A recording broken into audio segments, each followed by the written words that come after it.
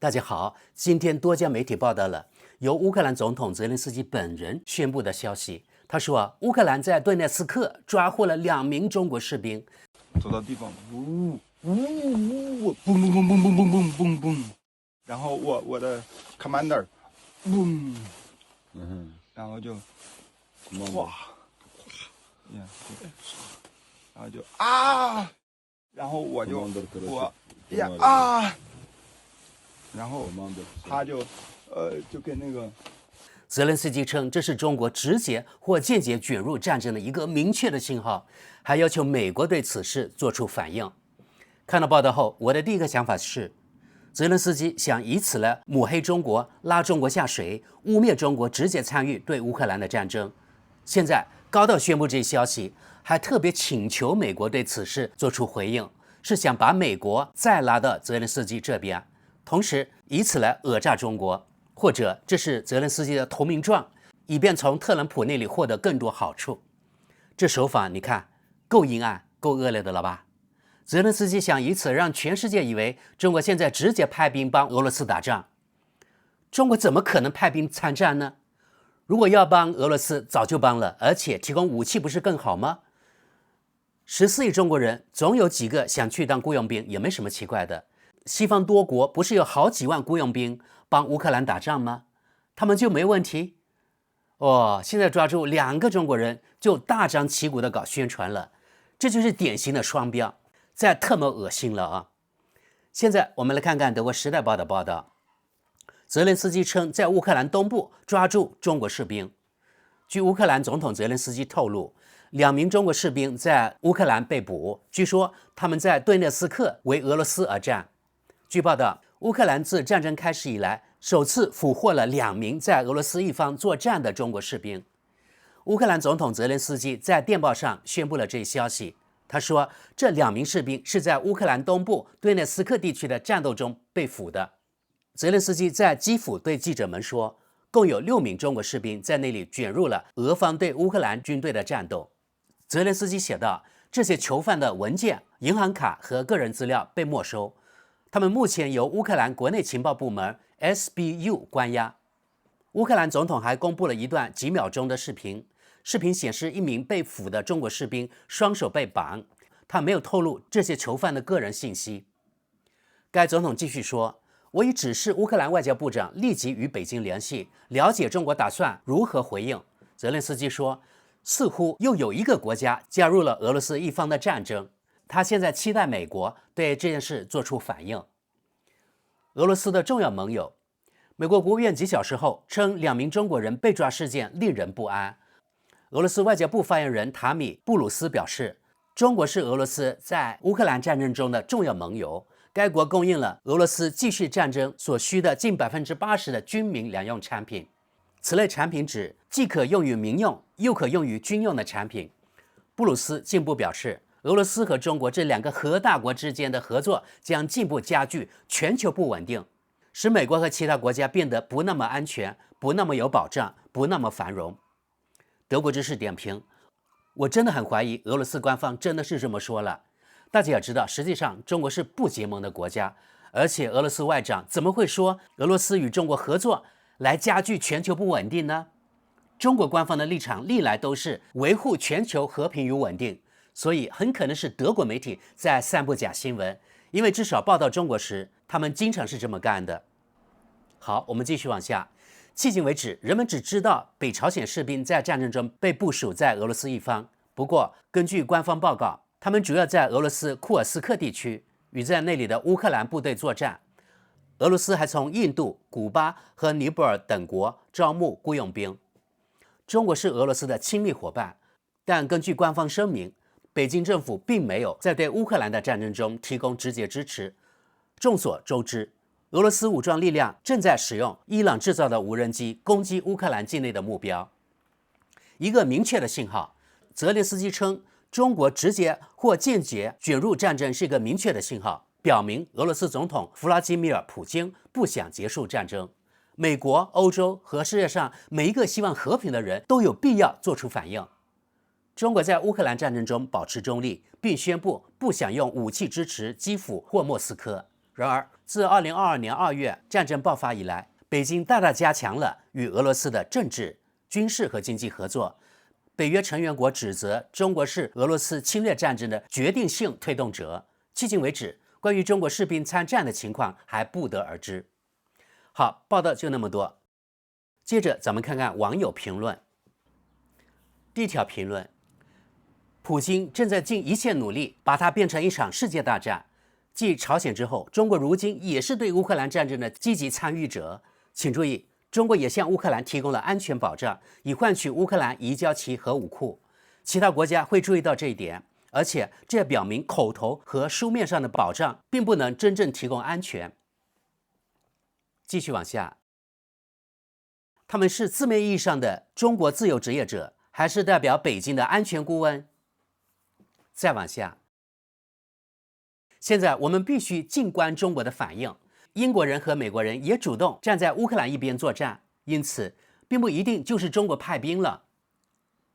下一则，非乌克兰士兵也在为基辅而战。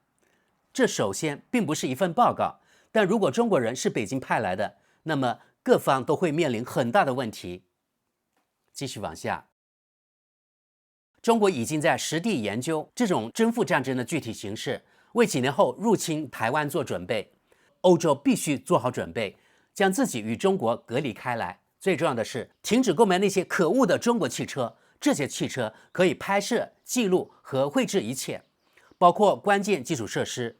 顺便说一句，外国公司被禁止在中国制作地图，例如谷歌地图上的所有内容都是扭曲的。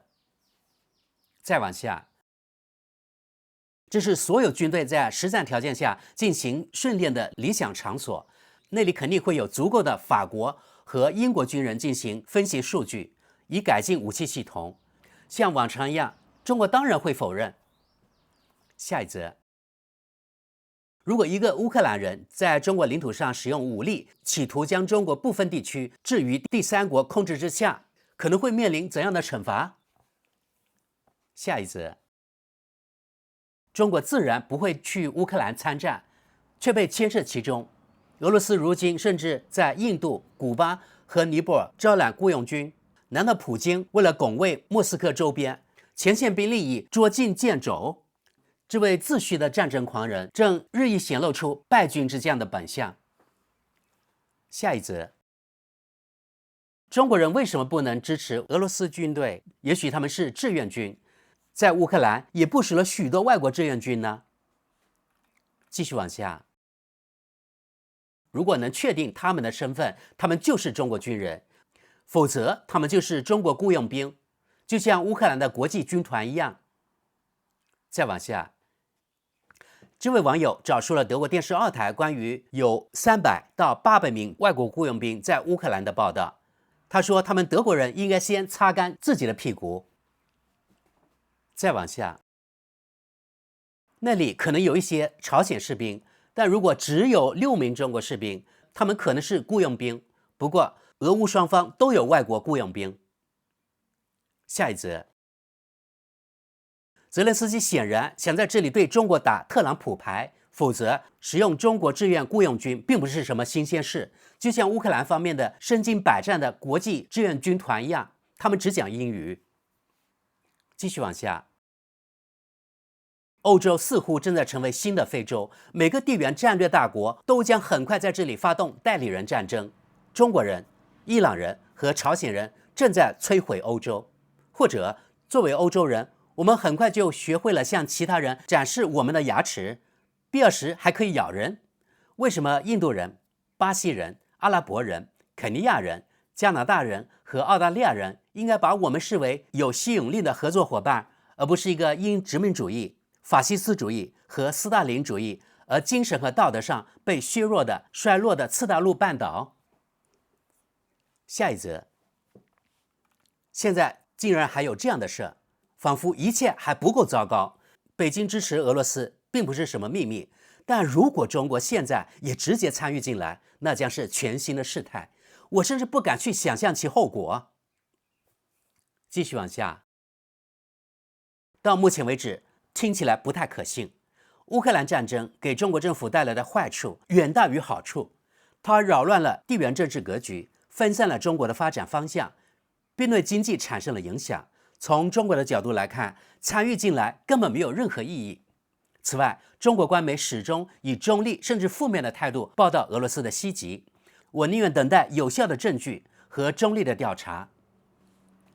继续往下，乌克兰也有一支外国军团，其中有欧盟公民、美国人和来自世界各地的公民，这充满了双重标准的臭味。继续往下。好吧，中国人会想出一些富有想象力的故事，这个独裁政权绝对不会承认的，因为那将意味着颜面尽失。再往下，他们只是雇佣军，双方都有这种人。然而，一方的雇佣兵被认为是正常的，另一方则被大家鞭责，双方都要受到谴责。下一则，好吧，如果我们看看乌克兰方面都有谁参与，整个军队的士兵都在训练，在现场操作英国武器，拿着望远镜等等，这真是无事生非。乌克兰前线不是有半个欧洲的雇佣兵吗？好的，朋友们，对于类似新闻最后我们看几条德国《世界报》的网友评论。第一条评论：泽连斯基似乎认为仍然有人关心他，他俘虏了2名中国雇佣兵。哇，他应该尽快开始谈判，否则乌克兰一半的领土很快都被占领了。继续往下。中国共产党人的最高目标是颠覆西方，西方帮助中国摆脱了苦难，但中国对此并不在意。恶劣的意识形态。德国知识点评：有时觉得西方人真的是太不要脸了，西方人他们都不帮自己的人摆脱苦难，满大街的流浪汉竟然好意思说是西方帮助中国脱离了苦难。我们看下一条评论：西方不仅让中国脱离了苦海，也让俄罗斯脱离了苦海。要是我们当年没这么做，那就更好了。我们看下条跟帖：中国妄图称霸世界，逻辑告诉我，中国人自然希望渗透并破坏西方和世界其他国家的稳定。对中国来说，用坦克和大炮打进来太复杂了，这就是他们发动混合战争的原因。因为战争是以其他手段继续进行的政治，在这里，敌人甚至没有真正意识到这一点，至少有生物和程序病毒，没有人能够或愿意证明具体细节。再往下，有趣的消息，中国人穿的是俄罗斯军装吗？这与官方部署的中国军队截然不同。德国人、英国人、美国人等也在乌克兰一方作战。这是跟帖，你在说什么呢？在中国政府不知情并未经其同意的情况下，任何中国人都不能自愿地站在俄国人一边作战。我的理解是，中国现在干涉或加入战争了。下一则，让我们对这个中国故事拭目以待。泽连斯基正在努力把其他国家变成非自愿的参与者。继续往下，对我来说比较清楚的是，中国参与了进来。我甚至有兴趣知道习近平在此方面已经参与了多少，以及普京还有多少话要说。再往下，中国人身上还带了银行卡，当然还有他们家乡的户籍证明和 Instagram 账号的密码。现在他要做的就是为朝鲜和中国囚犯准备好筷子。顺便问一下，朝鲜人怎么样了？下一则，在14亿中国人中，只有2个中国人，并不算巨大的成功。泽连斯基先生。继续往下，这些人可能是来自外满洲的中国人，这是俄罗斯远东地区，该地区属于俄罗斯。我们看下面一条跟帖，这个人说那里最初属于中国。好，咱们看最后一条评论，他怎么知道他们是中国人呢？我的办公室里有时会有亚洲面孔的实习生，我一般统称他们为中国人。有些政治过于正确的同事对此会瞠目结舌。有一次来的居然是一个真正的中国人，我笑着说：“你来自红色中国吗？”他非常气愤地说：“世界上只有一个中国。”然后我就明白了。好的，朋友们，今天就到这里吧。如果被抓的2个真是中国人，你们认为他们是雇佣兵还是正规军呢？欢迎点评。